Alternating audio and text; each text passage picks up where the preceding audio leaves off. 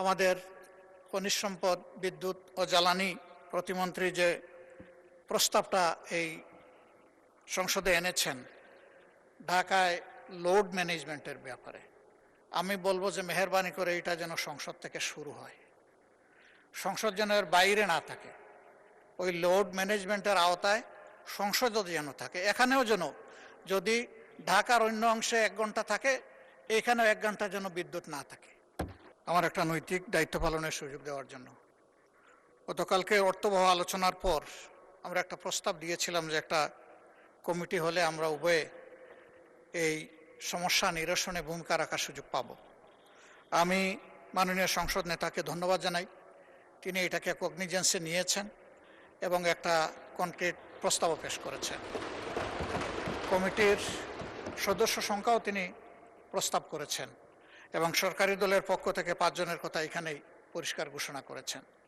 আমিও তাকে সম্মান করে বিরোধী দলের পক্ষ থেকে আরও 5 জনের নাম ঘোষণা করছি।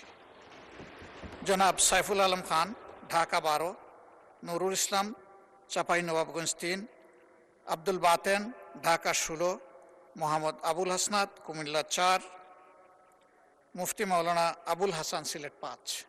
এই 5 জন ইনশাআল্লাহ একসাথে কাজ করবেন এই কমিটির সাথে।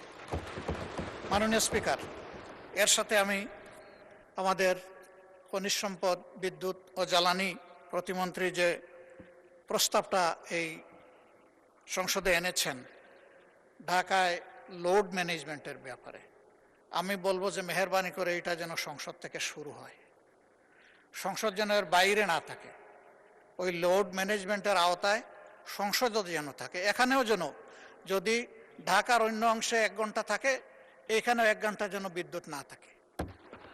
এখান থেকে শুরু হোক, তাহলে জনগণ বুঝবে যে আমরা আসলে বাংলাদেশকে একটা ইউনিফর্ম কান্ট্রি হিসেবে বিল্ড আপ করতে চাচ্ছি। ধন্যবাদ মাননীয় স্পিকার।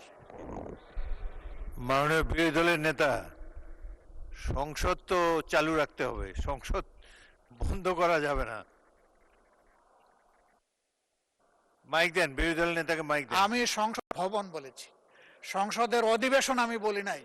অধিবেশনের বাইরে অনেক কর্মঘণ্টা আছে। ধন্যবাদ, আমি সেই কথাটাই বলেছি। ধন্যবাদ মাননীয়। ধন্যবাদ।